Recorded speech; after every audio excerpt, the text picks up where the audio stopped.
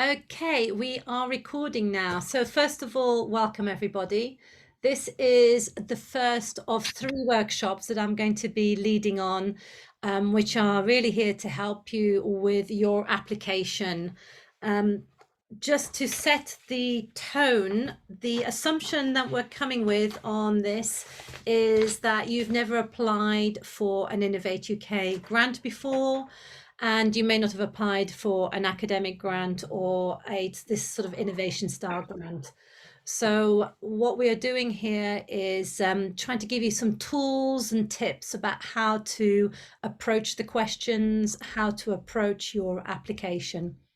So the first thing I'd like to say is that there are no silly questions. If you have any questions, type them in the box. We'll try to review these as we go along. And at the end, we'll have sort of a free Q&A. And then what I'll ask you to do is put your hands up using the little icon at the bottom of the screen. And the reason we'll do that is it basically means that your face and your name comes up first on the screen so I can see who's got their hands up. Feel free to switch off the Zoom camera. It can be, a long day in front of the cameras, and not everybody needs to be on the whole time. So just whatever you're comfortable with, whatever works for you. The format and style, we want to have it it's the way we're approaching this is like a workshop. We're trying to sort of make it quite sort of discussion approach into what we're doing. And I think just to position it very clearly, this is about our opinion about how you should approach the questions, what sort of things we know that assessors might be looking for, and so the advice that we give people who come to us at the KTN for applications. So hopefully you'll find it a really useful and practical session. That's our aim. So first of all, I'd like to introduce or get everybody from the KTN and Innovate UK team to introduce themselves. I'll start with myself. My name's Emma Fadlon. I've been at the KTN for about 5.5 years now. And I am in an investment team. So I tend to work with companies who are looking for funding and finance, sort of investment at the early stage. I've been involved with the Women in Innovation program since it started, and have delivered a number of workshops, practical workshops along the way. So I tend to work with companies who are early stage and looking to really sort of understand how can they secure that initial sort of seed funding and that kind of up to that first Series A investment funding. Next, I'd like to introduce Matt, my co-presenter today, to introduce himself. Yeah, hello everybody, my name's Matt. I'm part of KTN's Enabling Technologies team. So within the team, we look at things like sort of lasers, fibers, sensors, electronics and things like that. But more widely, I work across KTN, working with lots of companies that are looking to make connections and get funding, and I've helped lots of companies do that, and I'll have a different sort of perspective on things. Also worked with Emma a lot, helping companies as well. Yeah, and seen lots of applications, good ones and bad ones, and so hopefully share some of that insight with you all today. Next, Solange, would you like to introduce yourself? Yeah, sure. Hi, everybody. Really nice to meet you. Thank you so much for taking the time to join. My name is Solène, and I'm the new project manager for equality, diversity, and inclusion at KTN. And so I look after the Women in Innovation and the Young Innovator programs, amongst other ED&I initiatives. So if you are successful through the application process, then I would be working with you in terms of delivering workshops and all of the content that follows into the wonderful program. Thanks. And last but absolutely not least, I'd like Rachel from Innovate UK to introduce herself. Thanks, Emma, and welcome everyone on the call today. It's fantastic to join you today. So I'm Rachel, and I've also recently joined Innovate UK a couple of months ago, and I look after the targeted program. So I'm Equality, Diversity and Inclusion program lead. And as Helen mentioned, I work on I work on the Young Innovator and the Women in Innovator programs. And if you're successful, we'll be supporting you through your project's time with Innovate UK. You're all welcome on the call today. Thank you, Emma. You're welcome. So, first slide, moving on to the content. So the agenda is as follows. It's really important to understand that this award is geared up for innovators who are looking to scale up and grow their innovative company or looking to carry out an innovative project within that company. So what we're trying to do is to help you understand how to position what you're doing in context of the application. So we're not funding the business, we're funding the project, the activity within the business. And I think that's a very important thing to sort of take on board. Quite often when people first write an Innovate UK grant application, they approach it in context of, oh, you want to fund the business. So this is why my business is really, really important. And this is what you should be doing. Well, this application is very, very different in context that it's around you as an individual, but it's also about the project that you want to run in your business over this 12-month period and how that's going to help you grow your business and help you achieve your vision for what that business should be.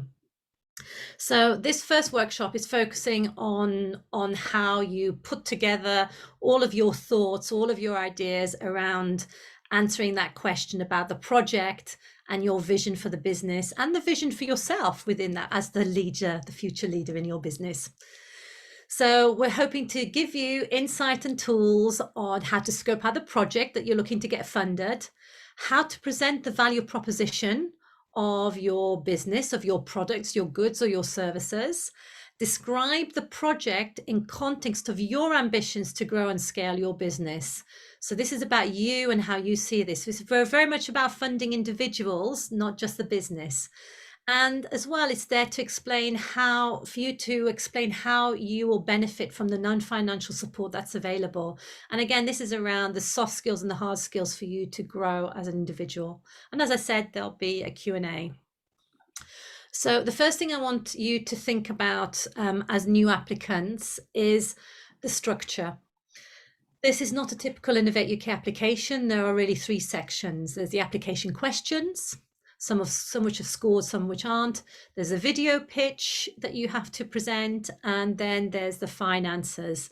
And follow everything that's written in the guidance document about what you need to put in there. The other thing is look out for the closing date. It's the 13th of October. It's a Wednesday at 11 a.m. 11:01, not good enough. If you try to do it at 10:59, you're likely to fail. So please give yourself enough time. The other thing is read the guidance notes and the questions and make bullet points. Look at the keywords. Capture your initial thoughts and identify gaps as you're going through them. It's really, really important that you do that and just keep on building on that. So take a notebook. I work really well with Post-its. So I do loads of Post-its and I can shuffle them around and do things with them. Just make sure you have some way of visually capturing everything as you're going through, because you might miss things. When you go through and you say, I'm just going to focus on that question, you forget to focus on all of that information that is actually captured in there, which may inform how you should answer that question and where the information should be. That question is scored individually. So if you put the wrong information in that box and you don't include it in the box where it should be, then nobody can score it. They can only score what you've written in that box. And that sometimes happens where people put in some stuff around the market in the wrong box, and then they think, well, I put that in the other question, and why didn't they score it in this question? Well, it wasn't there, and we can only score what we see. That's how the assessors are told to score. And the other thing is give yourself enough time to review before you submit. You will not be able to do this application in 2 weeks. The reason why the competition opened in August and closes in October is that it takes that long to get your thoughts together, get all of the resources and the capabilities identified, who it is you want to work with, get an agreement about what you want to do and how you're going to work. So the most important thing is give yourself enough time to review before you submit, and think about the writing time. And you probably want to give 2 weeks where you don't have to really don't have to do anything on it. Just clear your mind, give yourself a week, and then come back to it and just read it again and say, is this what I wanted to say? Have I made it clear? Get other people to read it and give their feedback as well. You know, have I communicated these things? Give them the tick list of all the key points you need to have in there based on the application. But if it comes to somebody like 24 hours before you've got to submit it, then nobody's going to be able to give it the right time and the due respect that you deserve, you know, for the application. So that's my handy hints on timing, planning and approach. And as I said, I'm assuming that you're all completely new to this, and that, you know, you would not understand necessarily the length of time that you need to plan and to write those questions. It doesn't look like many words, but it's actually how you write succinctly a lot of information in a small number of words is what we're actually reading and assessing. So first thing about the application, it's an exam and it's a story. So like all exams, there are keywords and answers are contained in the questions. And I'm going to go through those for the questions that are relevant to this workshop and just give you some hints. There's a lot of technique for the individual questions, but they also require a really compelling narrative. So you need to think about how you're telling the story, how you make it really clear, and what it is that you are trying to communicate. So what is the message, the big message, and then what are the key facts that we're looking for to be scored. So you've got 5 scored questions, questions 6 to 10, and some appendices that they've recommended, where they say we suggest that read that as please do. It'll strengthen your application if you have those in there. There's fixed time and word count, and it's variable. So make sure you've got the right number across them. I've put what the time and the word counts are against each of the questions, but I may have made a mistake. So check through in the application, double check it. And that could be part of your post-it for that question, how you're doing that. And the other thing I'd like to say is imagine that you are going to receive all these really, really great applications, and you've actually got to decide how you're going to score them and who is going to be the top scoring one. What impression will you make? Because how you write it, the style, the content is going to help an assessor score and give you the appropriate scores. So you will make a much stronger and better impression with a well-written application than if you have one that's rushed or you haven't really articulated or thought about some of the questions with the same amount of time. So just think like an assessor when you're doing this and think, well, if I'm scoring, the one I'm going to score is the one where I can go tick, tick, tick, tick. They've answered all of these questions in there. Not one that's reading and saying like, this is all really interesting, but have they told me this and have they told me that? Because there's so many of you, you know, you are in a really competitive landscape. And so you need to make a really good impression. And what else should you include? Well, you've got the project summary. It is not counted as a score, but it's the first thing that I'm going to read. And I want to say, wow, I want to say, I really get this. And also, I really like this. And that's about giving that good impression. Now, there's a writing style that I would recommend, which is your classic kind of informative editorial style. So we call it The Economist. If any of you have ever read The Economist magazine, it's a really succinct way of communicating some quite important sort of governmental, social, societal kind of activities and thought pieces. And they tend to write in a very short sentence structure. So it's very active and it's short sentences, 9, 10, 12 words, but not lots of sentences with brackets and commas and things.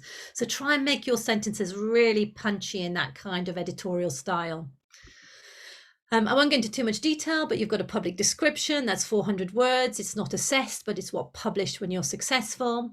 And then the first go or no go stage gate question. And this is literally a yes, no. Are you in scope? So make sure that the way you explain your project and why you're applying is that you actually hit all of the scope points that are in the application.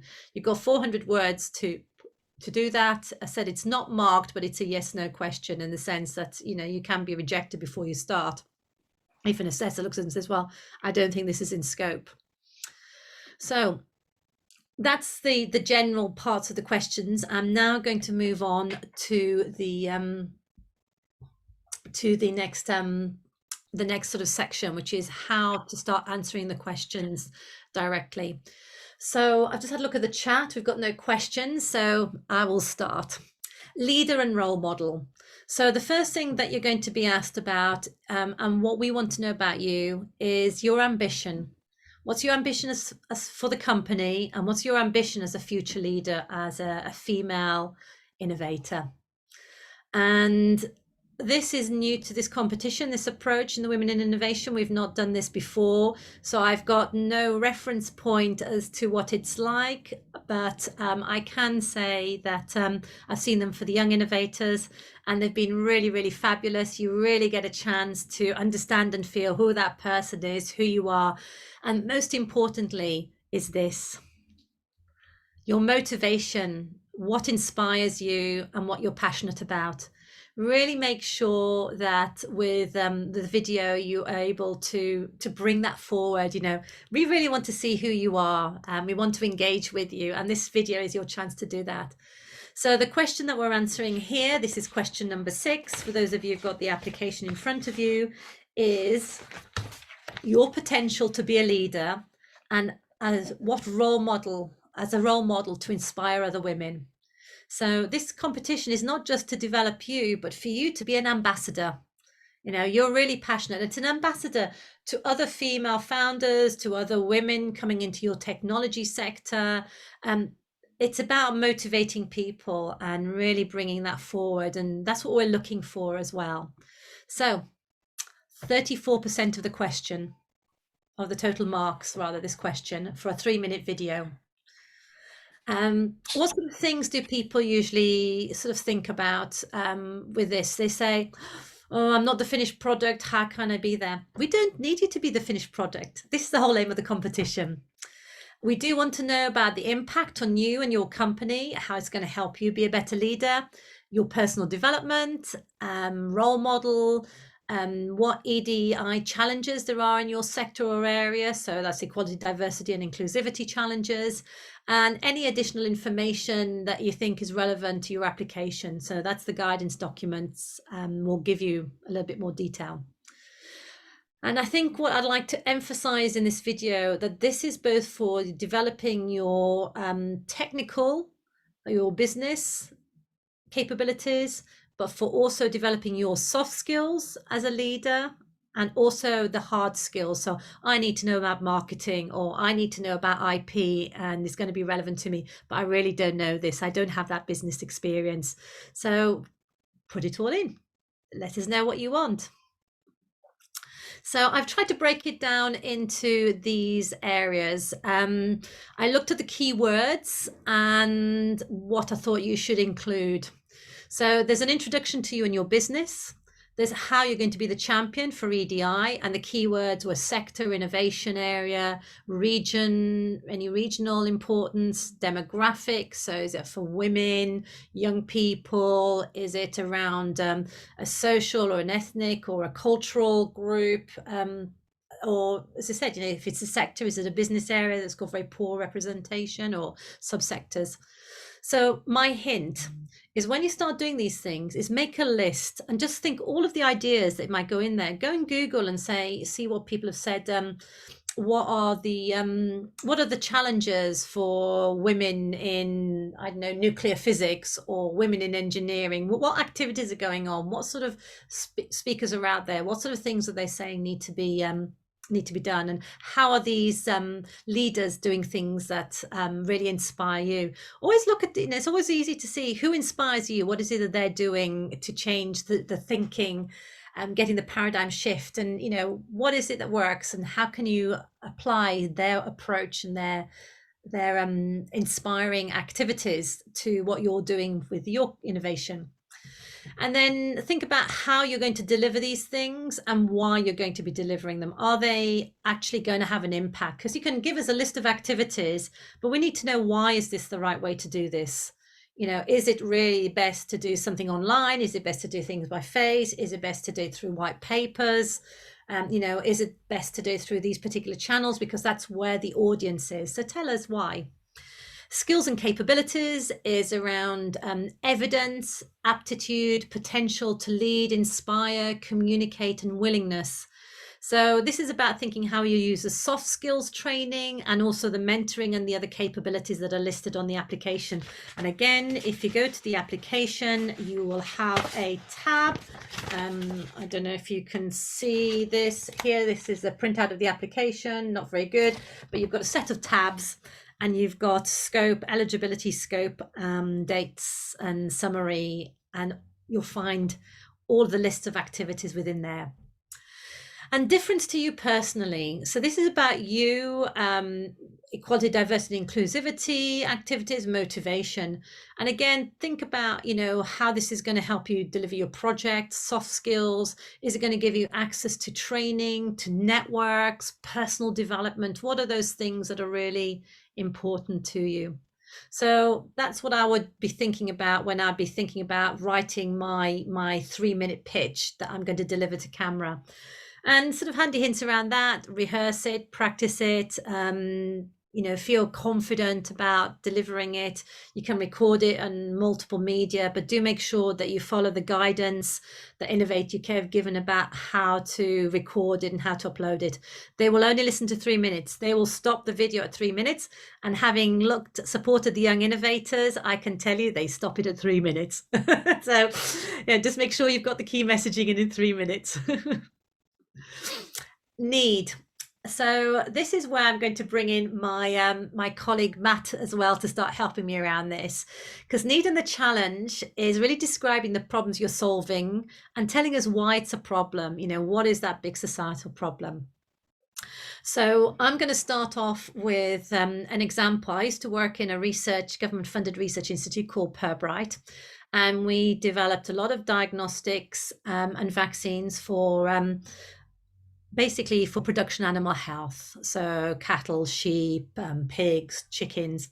And a lot of the work we did was actually in emerging diseases and in developing countries. So it was really important that any innovations that we developed, any technology, was suitable for the laboratories where the technology was going to be deployed. And there was no point on having a really fancy DNA or RNA test in a laboratory when actually the vets and the laboratories that are going to do the assessment don't even have 24/7 electricity, and they can't guarantee the fridges are going to be working. And most of the work is being done out in the field because they're working with pastoralists who are migrating around depending on where the food is at the time.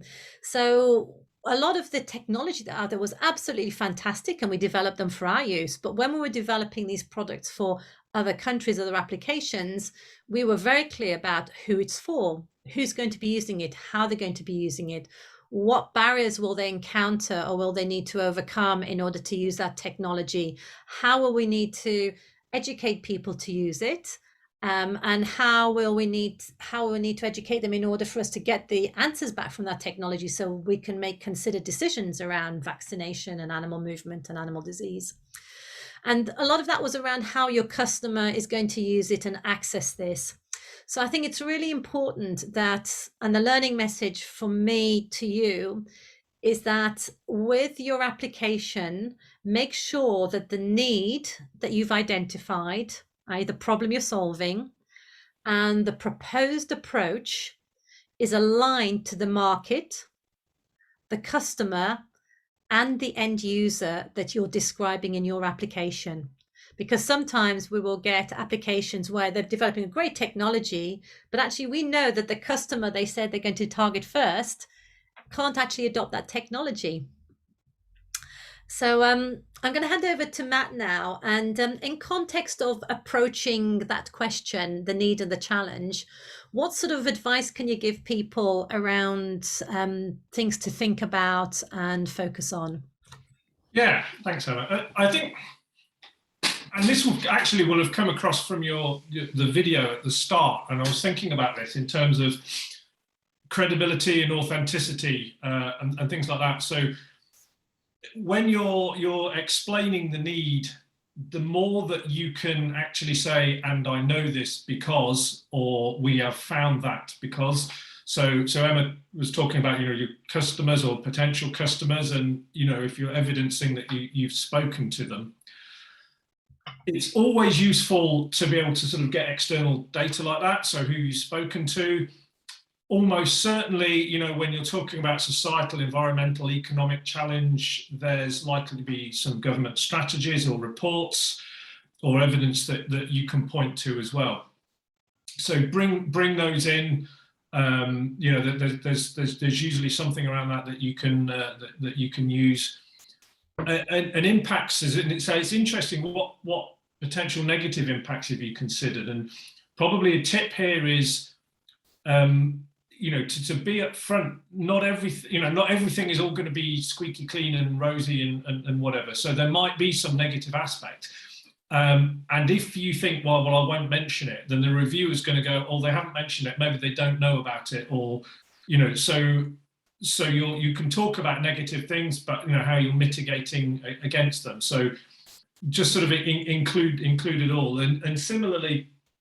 You'll be asked throughout the application, and we'll be coming back to this point, I'm sure, where it's asking you about things. Are there challenges? Are there negative impacts? It's asking you, the guidance is asking you for a reason, and it wants you to put that into your answer. So yeah, so I would say be specific, show, don't tell. Describe where you've got the evidence for this, and bearing in mind, as a point we've come back to, you've got a 500 word count. You should be trying to cram it into that without being verbose. If you're, as a reviewer, you see somebody's put 50 words in a 500 word count, they've obviously wasted some opportunity to explain how best to address that question. So I think these are points that we'll probably keep coming back to, but that's some sort of initial things to think about. Thanks, Matt.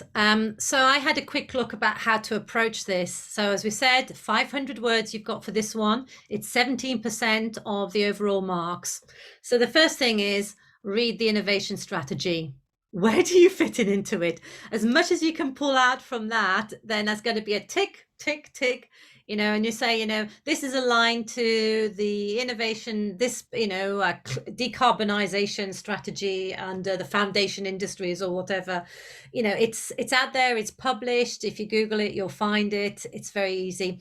The other thing that's a real big tick box as well is sustainable development goals. So those are the 17 UN goals. If you address any of these, that can also be very useful to put in, because those are industrially, as in the industrial world has recognized that these are really important targets, and all of the activities in the innovation strategy, when you look at it, actually are aligned to the SDGs as well. So it doesn't hurt to think about those as well. So impact. Okay, so hint, consider what activities you're going to do. What are the outputs from those activities? And then what are the impacts? Now, an output is what you deliver. An impact is what is the consequence of that. And quite often people end up describing impacts as outputs and activities as outputs. And what we want to do is actually have more of that. How is that going to change things down the line? And because some of them could be social, societal, some of them could be business impacts. It open the impact by having an MVP. It means we can go to speak to an investor and get funding, or we can test this product in this particular setting, and nobody will talk to us or even see us until we've done that. And they've told us that when we did our market research. So for me, how to go about it, how to answer that, it's will it be delivered? Have you got a project plan that's set up in such a way that I can actually see you're going to deliver that output in that time frame? Why are you choosing that particular approach? Whether it's a technological approach, and what channel might you be looking at for the impact? So when I talk about channel, I mean, what's the route to the market? What's the route to the customer, route to the testing that you'd be looking at? So just start thinking, asking yourself those questions. We are looking for local, national, and international impacts. So the keywords there are society, economy, and environment. So think about the priorities that you have with your innovation. Is it around, changing so society, health, well-being, decarbonization, net zero, whatever? Is it about improving a community? Is it a social enterprise and actually there is a community of people that's going to do that? Or is it something that's going to make my life better as an individual? All of the above could be parts of it. It doesn't matter, but just make sure that you really bring that out and that you show us how that fits into the UK, into the wider kind of international community and scalability. And as Matt said, negative impact, super important. The key word here is negative. Now, what is negative? Negative doesn't necessarily mean bad. It just means that it's a risk or it's a challenge that you have to accommodate in your business. So it could be political. So one of the things that happened in Africa when they jumped straight onto digital banking is that it had a huge impact on the basically in some countries there were a lot of backhanders going on. So people were paid salaries, they got paper paychecks, and then there was like bribes and things that were given, and suddenly these bribes weren't happening. And in some countries it was actually part of the government factored that into how they salaried public government workers, and that top slicing wasn't happening, and suddenly that had a negative impact on society, and the adoption of that technology was impacted upon that. I mean, there are case studies like that you can see. There's environmental impacts, that you might be doing something that is going to affect the environment in some way. So what are you going to do to mitigate that risk? There could be a technical impact. If I have to change the technology that I'm working on, there is a huge impact, negative impact. If I have to retrain everybody, I may have to change completely the way I'm doing things. So there could be a huge culture change in the way I'm doing things. And it could be that you could lead to a legal change in the way things are being done as well. So that by changing things that people have to do that, everybody has to change things in a certain way. There's a cultural change, and that could be quite a negative impact in some areas and some settings. So you just need to think about those kind of things. For me, what I tend to look at is the cost to the adopt and the culture change as a negative impact. Because if I have to onboard your technology, I need to drop everything that I've invested in, and I need to change the way I do everything, and I need to do all of these new health and safety processes and new training, and I have to record things in a different way, and I have to follow these new legal processes. That's a really negative impact in my business because there's a cost to that business. But if the upside is that I'm going to get a return on investment or 3 or 5 years, or I address a technical challenge that I've got that I really need to address, then that's a really great thing. So just think about what could be perceived as a negative impact in what you're doing. Solution. So this is a really important question, because what we're asking you is to describe what features you are developing in your technology and your innovation, and what benefits you're going to be driving. So there's the features and benefits of your innovation, and where it sits in the market is what we're asking in this question. Now, the one thing I always say to everybody I work with is that customers buy benefits, they don't buy features. So you could have the nicest, whizziest features in the world. We've all got smartphones. How many of us use all of the features that are on there? How many of us even know what the features are that are on there? You know, I just use what I want, and I choose my phone because it gives me the benefits of being able to do the things I need to do. And I don't care if it's got all these other whiz bang features and things in there. I don't need them, but I buy it because it sits and solves a problem for me, and it sits comfortably in the way I lead my life. So one of the things I'd like you to do when you think about answering the question about your solution is understanding what commercialization is. So we are funding your idea or business opportunity in this award. And we're not funding the whole of the business, as I said beforehand. So I want you to frame your answer and think about framing your answer in context of your overall business, but tell me what it is that I'm going to get as a benefit by you developing those features of your technology or your innovation, your process. So commercialization is a process by which new or improved technologies, products or services are brought to the market. So that's the overall agenda. This is around women in innovation, and you're looking to commercialize your innovation. Now, some of you could be at the very early stage and you are still developing your technologies and your processes, or you could be at that stage where you're looking to actually commercialize it and exploit it, or you're at the stage where you've started it and you're looking to scale. We don't mind where you are.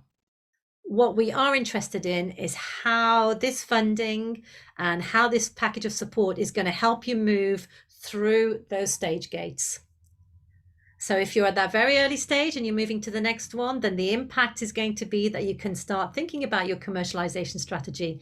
If you've already commercialized it and you're looking to move on, it's about how you're going to scale your business and do these really exciting things. So don't be put off and think, oh, am I too early? Am I too late? It's about how you're transitioning your idea, your business opportunity over the 12 months of this funding program. So that's question 8. You've got 500 words and it's 17% of the overall score. This is very, very detailed in the application guidance. So I'm going to cover it over 2 slides. What I've done is I've sort of pasted into these 2 slides the descriptions of what they're looking for. But the key things here is what new idea or business opportunity would you like to develop with the award, and why is it a critical step for your business? Now, new is not new to you, it's new to the sector, to the business, to the industry. So it's really important that you make it very clear that what you've got is really innovative, that there might be competitors out there, but they're not doing it the same way as you. So you've identified in question 7 why it's important to address the challenge. You may just want to refer to the key points, not repeat question 7. You will tell me about what the business need is, the technological challenge or market opportunity. You're going to tell me something about the dynamics of the market you're targeting and any other potential markets. And it could be that this year will allow you to deliver in one market and open up a new market. How are you going to improve on the nearest current state of the art, including those near market or in development? So that's your competitor landscape. And also tell us its limitations. It's not a problem, you know, you're not going to solve all of the world's problems, but you're going to solve something that's really critical, that's important, that's going to open up a new opportunity. So if you don't tell us about the competitor marketplace, we'll think you don't know that there are competitors out there, and also you won't have the opportunity to differentiate yourself and show us what's unique and special about what you're doing. So here you're really going to start talking about your unique selling points against your competitors. So Matt, before I move on to the next section, you've reviewed sort of applications in your technology sector. What sort of common mistakes do you see with the markets and the target marketing and competitors? So there's a few things. Firstly, again, coming back to the sort of show, not just tell. Don't say there's a tremendous market opportunity say we know that there is a market opportunity because, you know, we've done this research, or we've seen this, or this has been published. And when you're thinking about, you know, where the market is, think about how you segment that market, by which I mean, you know, what parts of the market. And as a simple sort of analogy that I use, it, let's say you've got a project which is around a sensor for a car tire, for example. You wouldn't say my project is about sensors for car tires. The global automotive market is worth however many quadrillion dollars it's worth, therefore that's my market. So your market is the sensors part of that market, and probably a very specific part of that, and it's also the part of that market that you can reasonably address. So you know, is your market, for example, Europe, or can you get into the Far East? So and it's about being ambitious, but also credible and realistic. So, you know, it's ambitious. So yeah, we think we can take this part of the market. And again, ways to add credibility. You know, it talks about business need. So you can say, for example, you know, we know that, I don't know, hotels need such and such a product, and we know that because we've had conversations with. And if you can name people that you've talked to, that's great. If you can't name them, you could say, you know, with major brands or whatever. Showing again that you understand how the market's made up. And there's on that last bullet on the slide there, you'll see how you will improve on the nearest current state of the art. And one of the absolute classic things is the reviewers will usually have a list of things that they're marking against. So the guidance will undoubtedly have asked you, what is the current state of the art? If you ignore that, when the reviewer comes to it, the reviewer's got a box saying, have the applicant demonstrated that they know what the nearest state of the art is and how they will improve on it. So if you even use the words in your application, the nearest state of the art is this, and that we know we are better than that because, or we are advancing on that. And again, you know, it says here, including those near market or in development. If you're showing, don't ignore your competition. It's another thing I've heard from someone. It's, if you think there isn't, don't ever assume there is no competition. That's not good anyway. There's one of two things. Either the assessor will know there's competition and think you're wrong, or the assessor will think there's competition. So, you know, always talk about how you would, you know, where you differentiate from competition, even if actually you don't think that there currently is any. So just make it really, really easy for the reviewers. Got things that they're marking against, and that's all published in the guidance online. You know, the scope and the criteria, and they're just marking against all of that. So repeat the language, use the same things, and as Emma said, you've got your post-its in your checklist. It's asking for this, so I'm going to say that. So those are some things to think about on that one. Thanks, Matt. And the second part they ask you is about describing what work you've already done to respond to this.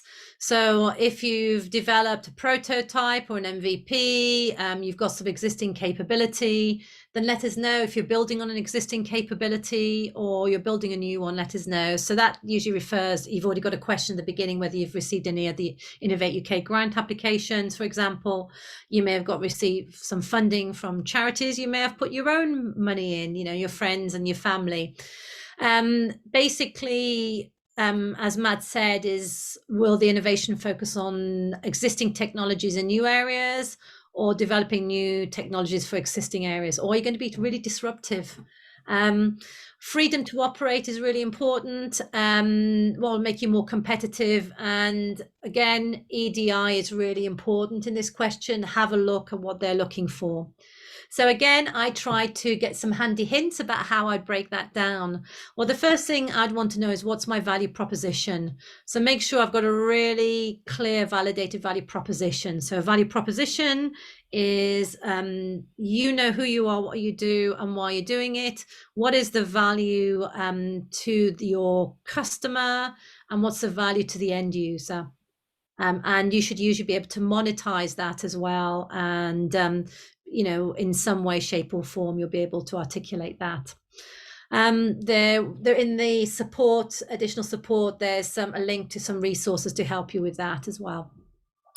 So how would you do it? You do your market research and your validation to support the needs and the issues that you've identified, and what the sizes those needs and issues are. And then you would have done some market research as well to say that the features that you're wanting to develop are going to drive the sort of benefits that your customers need. So basically you should link needs and issues to features and benefits when you do a value proposition. Market, think local, national, international. Do your sizing bottom up as well as top down, segment it. What are the customer personas you're targeting? You should know all of this. And also you should be saying what is called as a beachhead market, which is your first customer or the customer that you're targeting with your new innovation, or if you've identified a customer and you're building on that, how that works. Competitors, look at both direct and indirect. And this is where you look at what features they have. But what's more important to customers buying is the benefits that their products have. So what is the benefit of using your product with your feature set compared to using somebody else's product? So that is the question to ask yourself. Back to my trusty little firm. Why would I use Apple and not Samsung? That's a simple way of positioning it. Just think about that. And the other part of the questions, limitations, what have you done so far and what can you deliver in the time? So be really, really clear about the defined project, what technical and commercial deliverables you can make, and what capabilities and resources you need to access. Can you realistically deliver what you need to do? We will cover project plans and work packages in my next workshop, but they've got to be realistic, and assessors know straight away whether they're realistic or not. Freedom to operate, that's around intellectual property rights. There's local, national, and international. And how you think about that is protection strategies, ownership, management. Not all your technologies are going to be patentable, but you may have database rights. You're going to have copyright for things that you've written. You're going to have trademarks. You're going to have... if you're the first entrant into the market, then certainly building that brand value is going to be very important. And again, hint, hint, hint, direct and indirect impacts or biases for the EDI agenda. So how are you going to design, develop, and test and deliver your product that you're not biasing that or you're excluding people? And this is back down to what I said around my healthcare. There was production animal health. If we had designed and developed tests that were designed to assume that everybody has had a Western university education, when actually the people working in the laboratory have probably had, haven't had a tertiary education, they're secondary education, they're government employees at a certain level, and the way in which you design and the interface and the test has to be technically suitable for that workplace and that environment. And part of what we're delivering is to upskill people. So a lot of what we did, if everything we delivered, we thought, how can we build up that skills and capabilities so that you didn't bias, you didn't impact, and you're able to build the skills and capabilities within that country and within that workforce. And that was part of how we designed and developed, tested and delivered our diagnostics and the training that went with it. So we had a package to ensure that we didn't exclude anybody. At this point, I'm just going to stop and just go through some of the questions that we've had. So how do you know what's in and out of scope? I think that's been answered. That is on the application. If you go in there, there's a tab. If you're unsure, then go to the competitions team. Do you have to be a UK citizen? You need to have the right to work in the UK. You don't have to necessarily be a UK citizen to get a grant. Do you have to have a business? Well, the funding goes into a business, not into an individual. So yes, you will have to have a business when you start. Slides, recording shared. I think we are going to be sharing everything, Solène. Yeah, so that will be there. I've got the slides as a PDF. So what else have we got?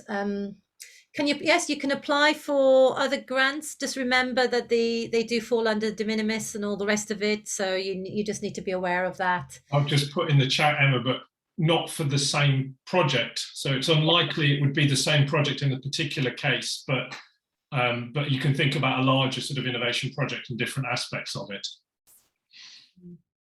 So this is start and end. That's a really good question, Gala. And actually, the important thing is that you are very clear about what those work packages are, what you can deliver in that time frame, and they're realistic, and that you've accounted for creep in that. So we need you to be ambitious but realistic. So what you can do is say, this will move me on by this amount.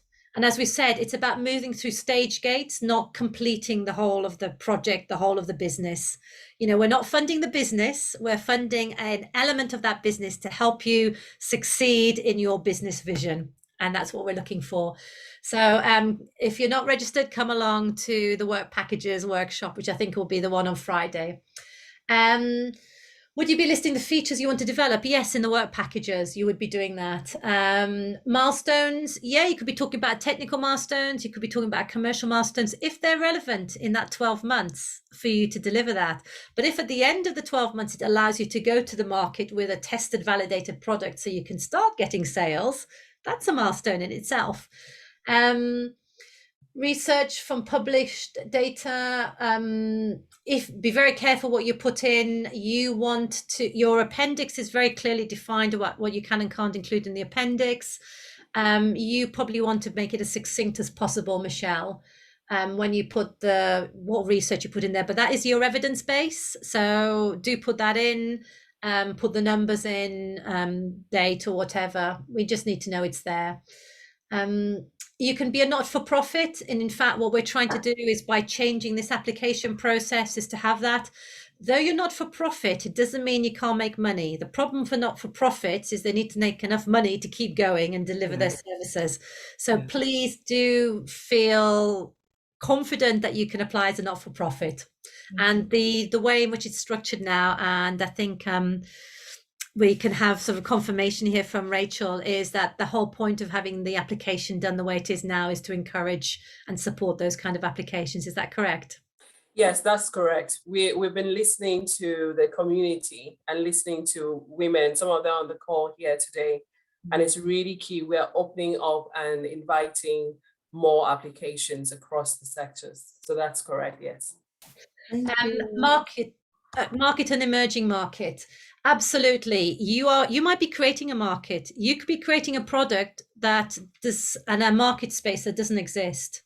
I mean, for most of us, if you look at when we graduated or we left school, the jobs that exist now didn't exist. Who would have even believed that half of these things were out there? So we are creating that market, we're creating that community. So absolutely, yes. How technical you should be is as technical as you need, but not so technical that people can't get it. This is about describing. If you can't describe the problems you're solving and what you're doing in a non-technical way, then you need to get some help to try and sort of communicate that clearly. In your work packages, say what you're going to do, explain the key technical approaches that you might be doing. So that might be relevant, but you don't have to tell us, in fine detail, all the, the technical bits of what you're doing. Technical details compared to state of the art. Remember, it's about the features that you're developing and how those features are in there. So there's a balance between that. Matt, I mean, you're more of a technical person. Would you want to sort of, what your thoughts are around that?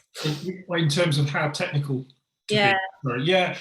I always went by the guidance of someone that might read like the New Scientist. If you're really technical, someone that might read the New Scientist, or someone that's doing their A levels or higher, if you're in Scotland, you can, or someone that might be interested. I don't know if any of you are old enough to remember Tomorrow's World, but some of you that could, somebody that's maybe interested in the science, the assessors will have some scientific or the necessary technical background. They'll be selected on that basis, but yeah, you will always need to explain it. And if you might at some point be looking for investment, and certainly if you go in front of some investors, they won't necessarily have the technical background. So explain it in sufficient detail. And then actually, which covers another point about the appendix, which is where appendices are very useful. You can put more clarification and detail in the appendix, but as a rough guide, assume that the appendices get lost when the reviewer sees it, and the body of the application needs to contain the information they need. But if there does require particular technical explanation, then that can go out to the appendix. But usually, just pitch it there. Yeah. So there's a question on dynamics of your market. So dynamics of your market is what's happening. Is it a growing market? Is it a static market? Is it a market that's being disrupted? Is it a market that needs disrupting? Is it a very innovative marketplace? It's about how it's behaving. So you may have a very static market or one that's actually becoming smaller, and actually you're opening a new opportunity for it. So that's what we mean by dynamics of the markets. Minimum score, it's in other Innovate UK grants, it's 7 out of 10. Rachel, you might be able to give some idea about how they're scoring, but usually it's 70%, isn't it, that you're looking? That's correct. For the women in innovation, we'll be using the same. So it's 70%. As Emma said at the beginning, it's very competitive. So it will encourage you to aim to ensure that you're in the top quarter. EDI, equality, diversity, and inclusivity.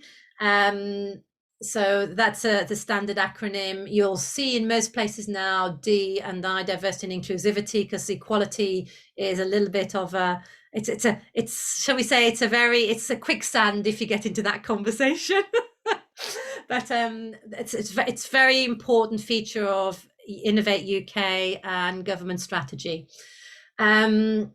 So successful video pitches, we don't have any because this is the first year we've got them, but there are videos of people talking about their business and what they're doing. So the important thing is be yourself, be enthusiastic, show us your passion, answer the questions, make sure you've got to write a script and a tick box around that. Sorry, Emma, I just wanted to say, because this is really popular question that we're having. It's not about how the editing skill of the video. And as Emma said, it's really the passion.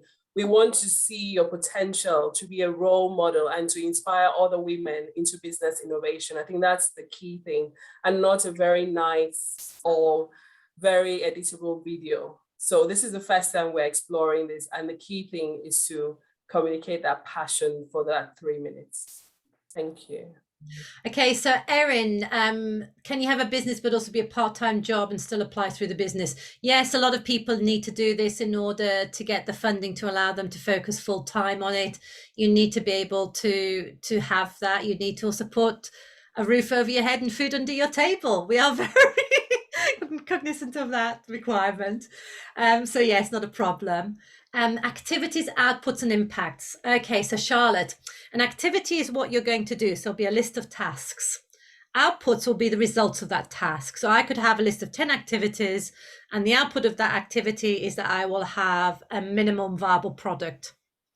So I will do all these things to develop this, and then I've got a minimum viable product. So let's say I've got an app. At the end of these activities, I've got an app. The impact of that, having that app, is that I can know for the business, go out and test that app into that marketplace and get people to see whether that app works. So that will be the impact at that point.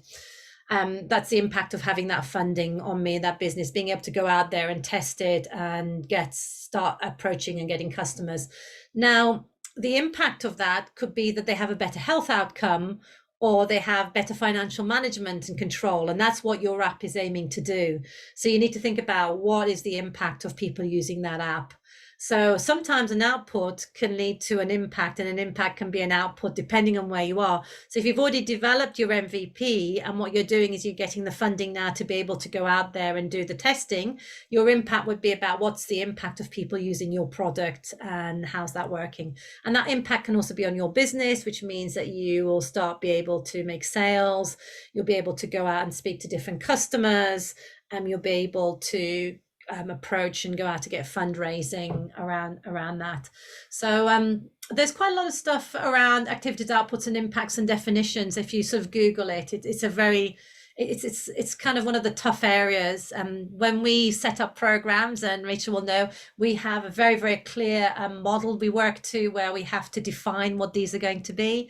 And some of them are soft impacts and some of them are hard impacts. So I run an accelerator. We look for spin-out companies, we look for commercialization, but we look for more collaborations. We look for people being more confident in engaging with industry as well. We look to people having more skills in commercialization as an impact as well. So you can have hard impacts as well as soft impacts on your business. And actually part of the training you'll be getting will be a soft impact, because I will be more, the impact of me having this training will mean that I'll be more confident to go out there and speak to people, and I'll be able to go in, and I will be have a more rounded person, skills, because I understand funding and finance and spreadsheets. So these are the sort of things that you could be looking at, the outcomes and the impact. Can you work full time if you complete this? Yes, absolutely. It's how do you manage your time? You just have to be able to deliver. You will have a monitoring officer. Your monitoring officer will be requiring you to deliver, and they'll be following you and supporting you. You'll also have an advisor who'll be working with you. So you'll get lots of support as well to make sure you're staying on track. And we absolutely recognize that you are you're a work in progress. It's not about you being the finished product. It's about how do we help you become that future leader that you want to be. I think it's really important to focus on that. Applications on average, there's no match funding required, Michelle. I don't know how many applications you've had on average on the competition. It's very heavily subscribed. I do know that. Yes. So last year was over 700, and this year we are hoping to support at least 20. So it's really subscribed, as you can see from the briefing and from even the call today. So we'll encourage and we'll give you as much support to ensure you're successful as well. Yeah. So I am now just going to, feel free to stay on. We're going to have a little bit of an overrun, but great questions, everyone. So I love the fact we've overrun because we've got so many fantastic questions. Just give you a handy hint about what some tools and resources that the KTN has developed that we'd really like you to think about using if you've never written an application like this before. It'll really help you sort of capture your ideas in one place and scope out your application. There's some great videos. You'll see me again talking, and you'll see some of my colleagues talking as well about various areas. There's help around value proposition and market research and sizing and business plans and funding and finance and things, but you can just access those. So I'm going to hand over to Matt now and to tell you a little bit about a tool we've developed called the Innovation Canvas. Matt, I can move the slides on. I'm not sure if... if you just want to move on to the next slide, Emma, and then I'll go from that. Yeah. So to save time, I've put a link to the online version of this. And actually on that online, I'll just mention that there's a library section where you'll find lots and lots of other things that are useful. So the Innovation Canvas is a tool that's designed to sort of help you scope out a project or a process or a product that you're developing, and essentially it's around helping you understand what you don't know and how you'll go about getting to where you need to be. And it's one of the tools certainly that you can use in developing an application into this, or indeed lots of other competitions, and in developing your business. But it's about a specific project within the business. So in pre-COVID times, we might have all been having this chat in a room somewhere, and I could have shown you something like this, which is the paper copy of it. But you can do it all. You can do it all online, and we've used it a lot. And I think if you can move me on to the next slide, please, Emma, because it talks about the sort of drivers behind this. And then if you maybe click a bit more, I think. Go through the slides. Yeah, it's done. Yeah. It's all nicely animated by our design colleagues. So it's looking at this sort of continuous tension between these three aspects, these three drivers of your product. So there's the opportunity what is there in the market? What's the pain point that you're trying to solve? You know, how well do you know that? Where are your end users? How can you define the opportunity? Then there's questions around the offer. What is it that you've got? You know, how will you know, is it qualified? How is it ready for the market? And then there's capability, which is, you know, around your business. Do you have the resources? Do you understand the risks and that kind of thing? And then if you go on to the next slide, please, Emma, which I think is a more detailed look. So you'll see here, it's trying to represent these three drivers and they're all equal effectively in this conversation. And what you'll do in the online version, will go around and ask you, and I'll talk in a second about how you mark yourself in that. You're scoring yourself on these things in terms of how well you know them. So if I just pick something, let's say intellectual property. So on an intellectual property, you'll notice it's in the yellow offer section. IP is on the bottom, and existing IP. So you're not marking yourself, and you're marking from 1 to 5. You're not marking on whether you have existing IP. You're actually marking yourself on how well you can answer that question. So if and when you do this on a quick run through, if on a quick run through you go, actually, I have no idea if I've got any intellectual property. I don't really know what I can protect, what I can't. I really need to know more. Then you might score yourself a 1. If however you can say, yeah, I've got a full IP plan, I absolutely understand it. I've got this IP lawyer working for me. Then you give yourself a 5. And then, you know, for example, one of my bugbears that I put earlier on is the old freedom to operate question. Is in the green, what do you call that, turquoisey blue, opportunity, freedom to operate. That's a really great one. You've got this great business idea, but are you actually allowed to do it?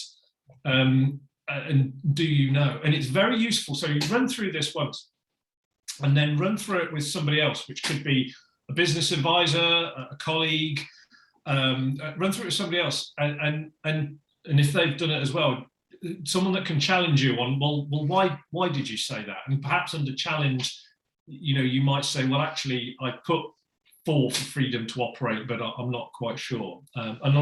You do get guidance on this, which I'll briefly come on to in a second.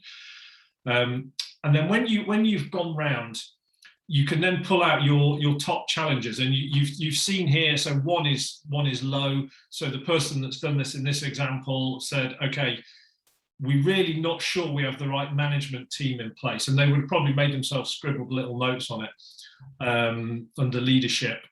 They would have said on cash flow, they pulled out some issue on that, and you've seen that they've highlighted in the middle their top challenges and what they're going to do about it. And so this can be a living document. You might do this now. You might revisit this in 6 months, and it's interesting to revisit this with different groups of people. So it's a tool you can use. You'll find guidance on that website, and there's plenty of other guidance it can give you. And then you get in the paper version and in the online thing, you get these cue cards. And if I can just ask Emma, yeah, there we go. And we'll just go through them. I'm not going to read them all in detail, but I know the next few slides talk about it. So that's just what I've said. And in the opportunity section, okay. So, and these are the questions it's asking. You see it's got the guidance up there. Confident, you can't see where I'm pointing, but in the top right of the screen, confident, not confident, cannot reference research. And then at the 5, I can reference research, primary research. There's a document that says that somewhere. So under market, size and trends, you know, how well do you understand the market? What drivers are shaping the market? You know, dynamics, as Emma explained. What barriers to entry are there? Who is the competition? If we just move on, Emma. Needs, really important one. You know, what is the need that your innovation is meeting? What's the pain point you're trying to accomplish? Who's the customer? And the customer, in a longer session, I could really wax little. The customer is not always who you think the customer is. let's move on. I'd say it's worth noting, customer is the person who's going to pay for your innovation. It's not necessarily the end beneficiary. So I might have a healthcare app and my customer is a health provider, but the beneficiary is going to be the patient at the other end.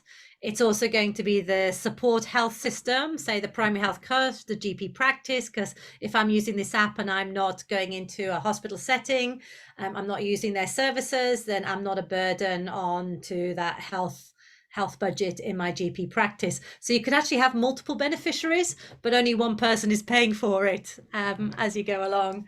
So it's really worth sort of listing those down and just being really clear. Sorry, moving on to rules. Rules, freedom to operate.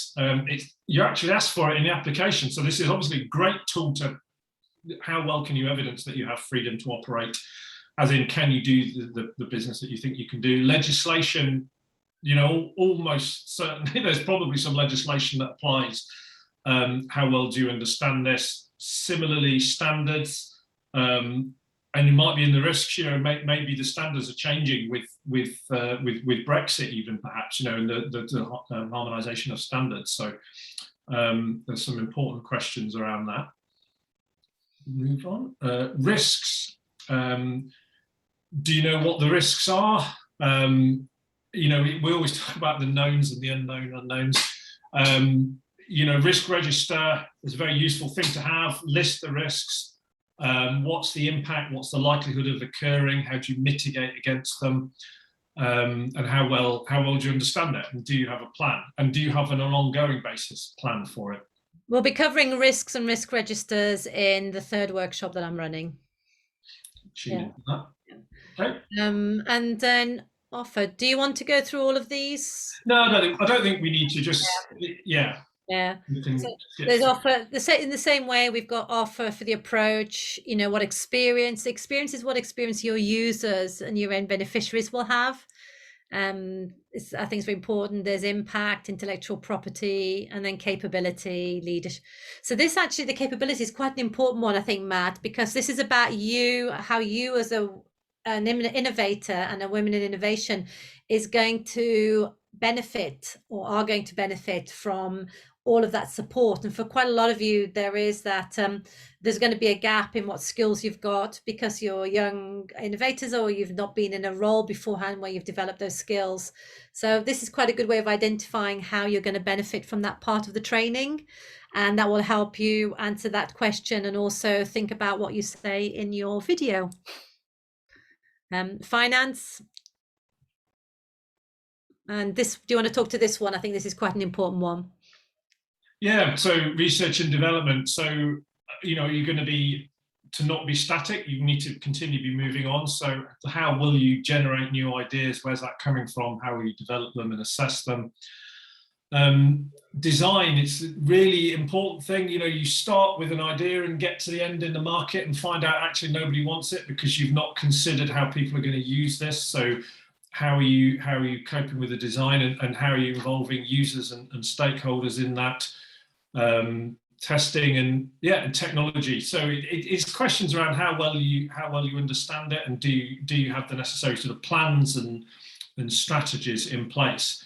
And, you know, this is not a pass-fail exercise. This is all the time where to help you identify the gaps in what you need to do, which could form again part of this application. And the last one is operations, and this is probably quite useful, identifying what access to resources you need, which is one of the questions that you've got in there. So that's worth thinking about. And then we have the links to the resources. So there's an introduction to the innovation canvas on the KTN website. There's a link to the paper and the digital canvas. The digital canvas gives you the links to the paper and the digital version. And if you click onto the resources, you'll see all the videos, the guides, you can print off the cards and the questions. I'm going to say here that the top tips that we have is you fit the scope. So make sure you've positioned yourself that you're in scope. Agree any key points with any collaborators, partners, people are going to provide you the resources around the projects. And be clear and concise, realistic plan, be convincing, Risk and innovation will cover quantify and justify any statements you make. Matt's reiterated that multiple times. Give us the numbers. Don't just tell us, show us. I think is a really, really important message. I actually wrote that down from Matt's statement. I thought it was really important. Check all the deadlines. Get some advice and feedback from people, so don't leave it too late. We have a little guide called the Good Application Guide. It's focused more around a classic innovation, Innovate UK application, but it might still be useful. And subscribe to our newsletters. There's all sorts of information. You might find some recordings of previous events which are relevant to you, might help you with the market and everything. And the last thing couple of things I'd like to say is small print. Scope. If in doubt, check with the lead technologists at Innovate UK. In this case, it's the competitions team and the Women in Innovation leads. They're really helpful. They're here to help you and to support you. So, we don't want you spending a lot of time on this and you not framing your application in a way that means that you've missed on the opportunity. And most importantly, at the end, I'd like to say, stand out from the crowd. So really think about how you're going to tell us about how you are special and different and why you should be funded above everybody else. And that's really it from all of us. I think we've had a couple of questions on here. Actually, you've answered those, Matt. Thank you very much. I think everything's been answered now. So at that point, I'll say that's the end of this session. Hopefully it's given you some really good ideas about how to think about and how to approach answering those first few questions on the application, and give you a bit of inspiration as well to go off and do it now. Don't leave it to the last minute, please. Can't see any more questions coming up, so real pleasure to have you all, and thanks for the great interaction in the chat box, and thank you to Matt, and thank you as well to Rachel and Solène for all the organization behind the scene. One cheeky thing, please. Yes, please do. Can we move the slides like three backwards? There was one that had a lot of icons. I didn't quite catch it. Yeah, this just one. the top Can I tip. take a picture? Yeah, Wow. please do. Yeah, I love this. Oh, wow. Yeah. Thank you so much. This is so cool. So I'll just go tick, tick, tick. Oh, yeah. No, you're welcome. You're all very welcome, and good luck, all of you.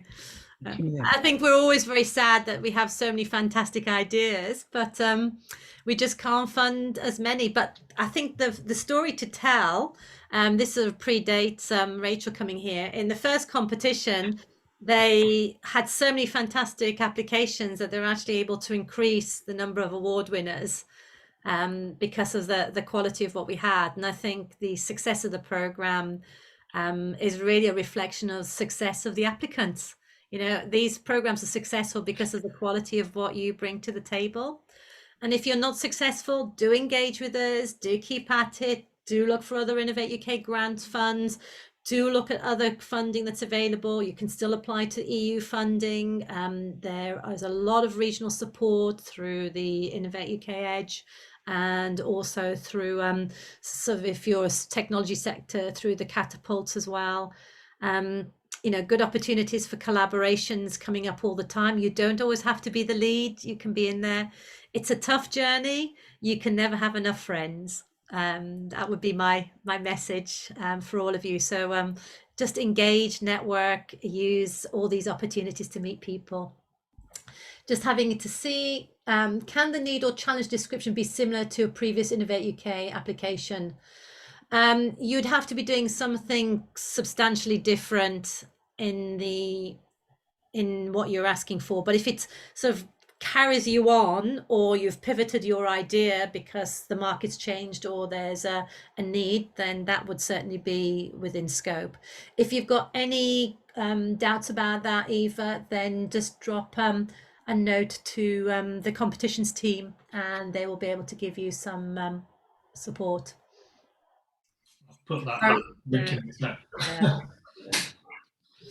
On that note, then I will say to everybody, thank you very much. I am going to stop the recording now. If I can find that.